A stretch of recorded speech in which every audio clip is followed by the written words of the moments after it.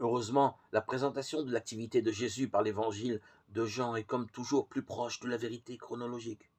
Jean nous raconte de nombreux voyages de Jésus à Jérusalem, à l'occasion de chaque fête de Pâques, mais aussi pour les vendanges et la fête des tentes.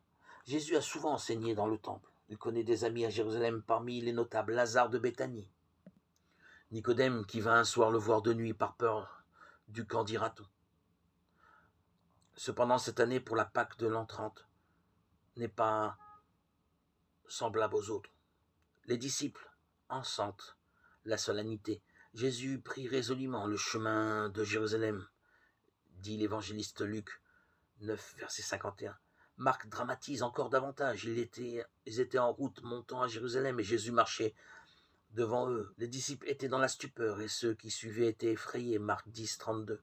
Il fallait 3 ou 4 jours pour aller de leur lieu de retraite à la ville.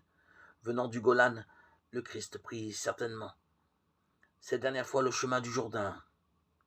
Arrivé à Jéricho, de nouveau, il entreprit la raide montée vers la cité sainte. Cette dernière étape ne prend que quelques heures, mais elle est fort rude. Quand on atteint la crête des monts de Judée qui, pendant la marche, masque l'horizon, la ville, aujourd'hui encore, tout à coup, vous saute aux yeux.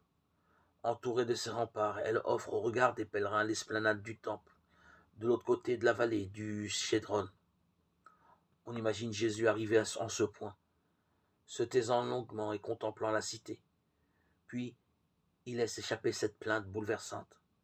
Jérusalem, Jérusalem, toi qui tues les prophètes et lapides ceux qui te sont envoyés, combien de fois j'ai voulu rassembler tes enfants à la manière dont une poule rassemble ses poussins sous ses ailes, et tu n'as pas voulu.